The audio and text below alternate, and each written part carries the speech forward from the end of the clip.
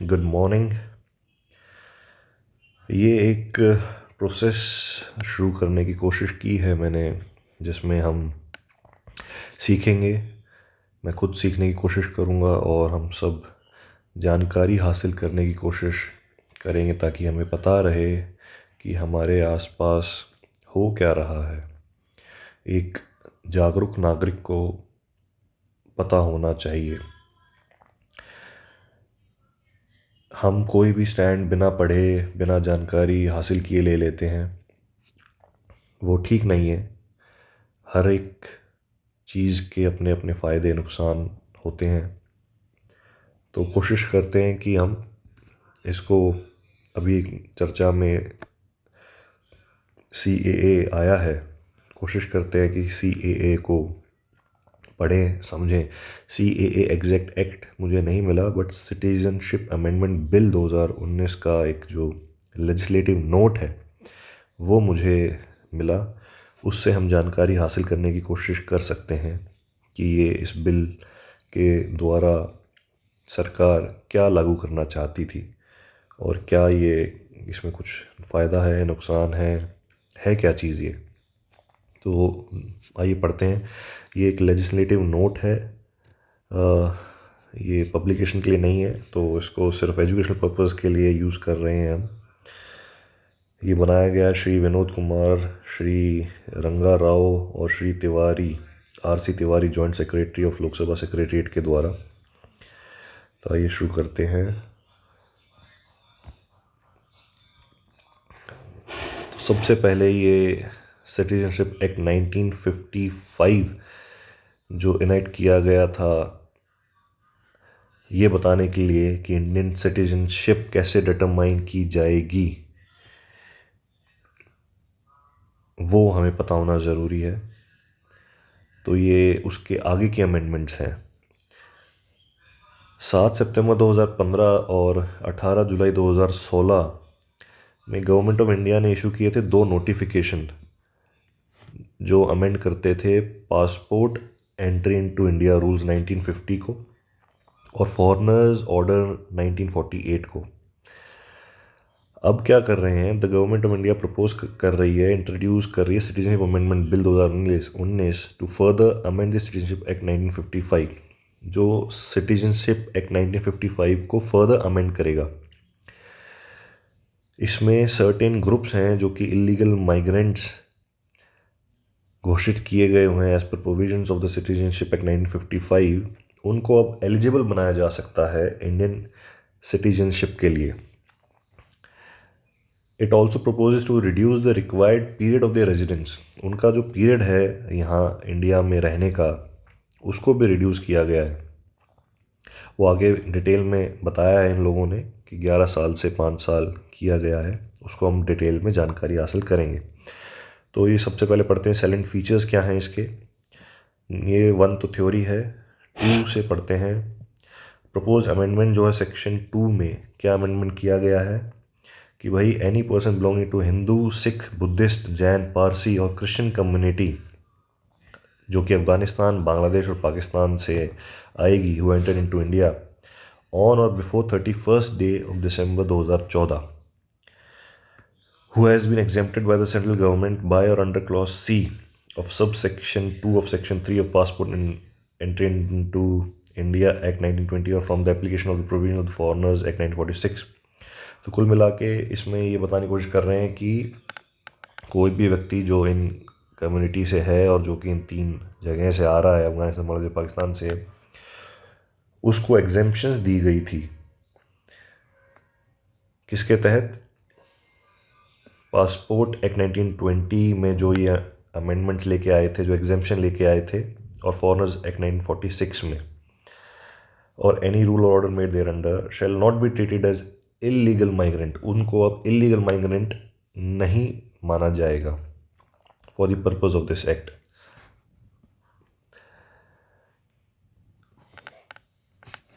उसके बाद ये सेक्शन 6B से क्या करना चाहते हैं, ये एक सर्टिफिकेशन देना चाहते हैं।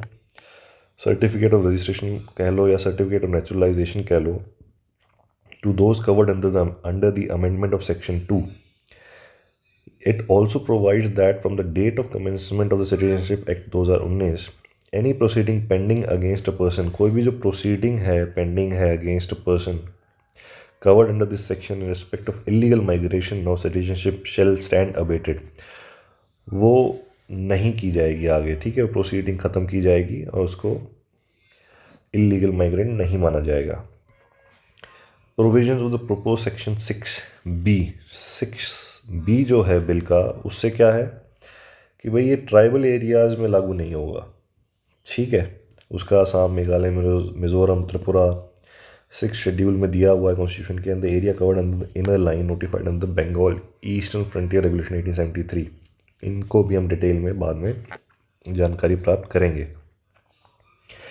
Third schedule to the principal act जो कि है provision clause D is propose to be inserted to the effect that for the person belonging to Hindu, Sikh, Buddhist, Jain, Parsi और Christian community in Afghanistan, Bangladesh और Pakistan, the aggregate period of residence or service of government in India as required under this clause shall be read as not less than 5 years in place of not less than 11 years।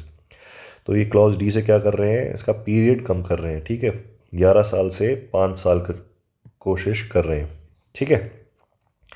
Section 7D of the citizenship act 1955, section 7D क्या कर रहा है, for the cancellation of registration overseas citizen of India, ठीक है, provide करता है section 7D जो कि सिटीजनशिप एक्ट 1955 का है, कैंसिलेशन का प्रोसेस।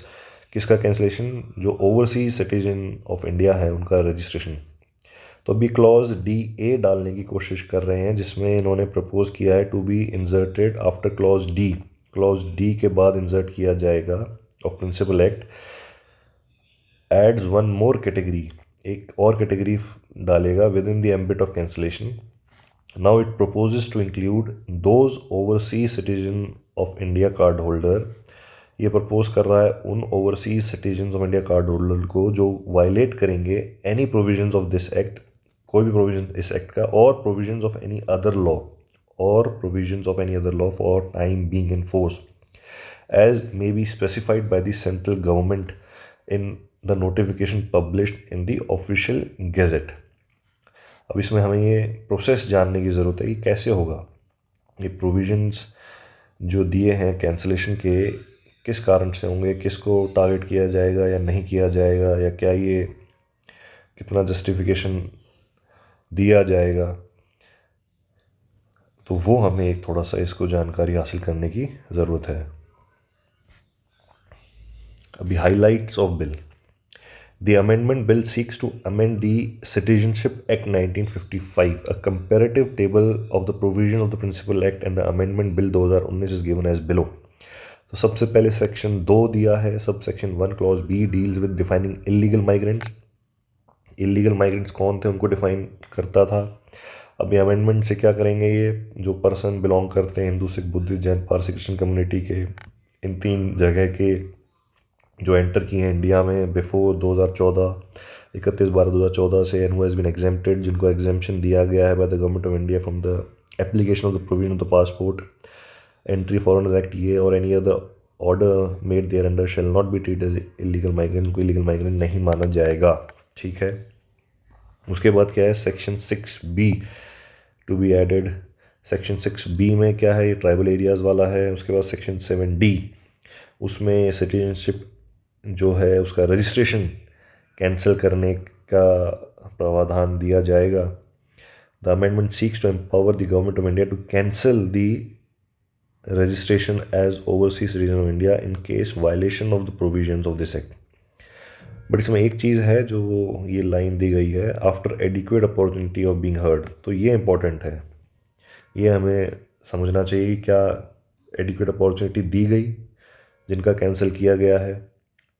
अगर रूल्स सबके लिए बराबर हैं और एक प्रॉपर जस्टिफिकेशन है तो सही है, मगर अगर टारगेटिंग है किसी को तो शायद हमें सतर्क होने की ज़रूरत है। उसके बाद क्या है, third schedule of the principal act deals with qualifications for naturalisation of a person as citizen of India. तो ये 11 साल का 5 साल किया, ये इससे ये पता चलता है। उसके बाद आ जाता है statement of objects and reasons. अभी इन्होंने इसमें अपना पूरी हिस्ट्री बताई है, क्यों करना चाहते हैं कि 1947 में लोग इधर से उधर हुए थे, दूसरे जो कंट्री हैं वहाँ पे आपका उनका जो कॉन्स्टिट्यूशन है वहाँ पे वो स्टेट रिलीजन है, और ये जो कम्युनिटी हैं हिंदू सिख बुद्धिस्ट जैन पारसी क्रिश्चियन, इनके खिलाफ कई बार प्रोसिक्यूशन होता है रिलीजन के आधार पे, तकलीफ़ है, इसलिए इसको लेके आ रहे हैं। Under the existing provisions of the Act, migrants from Hindu, Sikh, Buddhist, Jain, Parsi, or Christian communities from Afghanistan, Pakistan, Bangladesh who entered into India without valid travel documents, if the validity of their documents has expired, are regarded as illegal migrants and ineligible to apply for Indian citizenship under Section 5 or Section 6 of the Act. जो migrants हैं Hindu Sikh Buddhist Jain Parsi Christian communities from Afghanistan Pakistan Bangladesh जो India में आए थे without valid travel documents, उनकी validity जो है document की एक्सपायर कर गई तो उनको घोषित कर दिया गया इलीगल माइग्रेंट्स। ठीक है, और वो एलिजिबल हैं इंडियन सिटीजनशिप के लिए under section 5 and section 6 of the act. अब इसमें थोड़ी एक गुंजाइश इस चीज़ की है कि जब इनको आप सिटीजनशिप दोगे तो कैसे वेरीफाई करोगे, कैसे वेरिफिकेशन होगा कि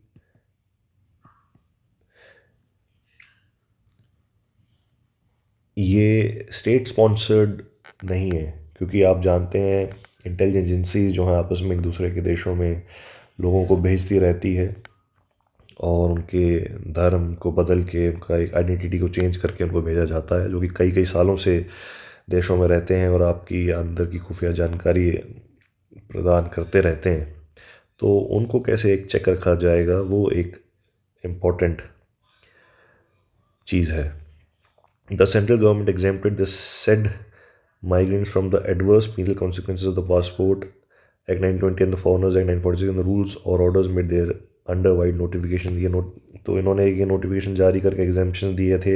उसके बाद ये एक रजिस्ट्रेशन ग्रांट करना चाहते हैं, स्पेशली एक चाहिए होता है ना, एक प्रोसेस ज़रूरी है आपको रहने के लिए। आप कैसे बताओगे कि कौन सही है, कौन गलत है, कौन इलीगल माइग्रेंट है, कौन नहीं है। तो ये क्या कर रहे हैं, एक इलीगल माइग्रेंट जो कि एंटर किए थे 31/12/2014 से पहले, उनको एक सर्टिफिकेट ऑफ रजिस्ट्रेशन और सर्टिफिकेट ऑफ नेचुरलाइजेशन प्रदान करेंगे।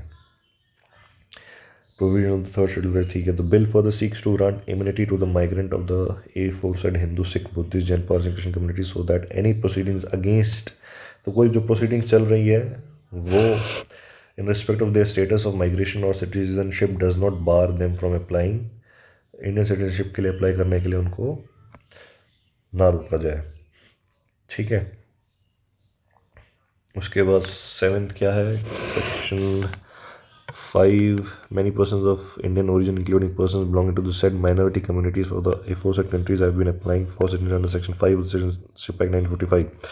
तो कई लोग हैं जो सेक्शन 5 के तहत सिटीजनशिप एक्ट 1955 अप्लाई कर रहे हैं सिटीजनशिप के लिए, मगर वो प्रूफ नहीं प्रोड्यूस कर पा रहे हैं इंडियन ओरिजिन का, तो hence they are forced to apply for naturalisation under section 6 के तहत उनको नेचुरलाइजेशन के लिए 8 पॉइंट है। Presently there is no specific provision in section 7D of the act to cancel the registration of overseas citizen of India card holder. ठीक है, तो अब ये अगर कोई रूल को वायलेट करेगा तो उसका रजिस्ट्रेशन कैंसिल किया जाएगा। 9th point, since there is no specific provision in the act at present to provide an opportunity of being heard, तो ये इम्पोर्टेंट है, कोई opportunity of being heard to the overseas citizen of India card holder नहीं थी शायद इसमें, तो अब इसमें ये प्रदान की जाएगी। It is proposed to provide the opportunity of being heard to the overseas citizen of India card holder before the cancellation of the overseas citizen of India card। 10th है, the bill further seeks to protect the constitutional guarantee given to the indigenous populations of northeastern states covered under the 6th schedule to the constitution and the statutory protection given to areas covered under the inner line, जो areas inner line के अंदर दिए गए हैं, system in the Bengal, eastern frontier regulation 1873। ठीक है, तो bill ये 10 ऑब्जेक्टिव्स को अचीव करने की कोशिश करता है। ठीक है, अब इसमें सिर्फ दो ही चीज़ है। एक तो प्रोसेस, क्या प्रोसेस फॉलो किया जाएगा, और वेरिफिकेशन कैसे की जाएगी।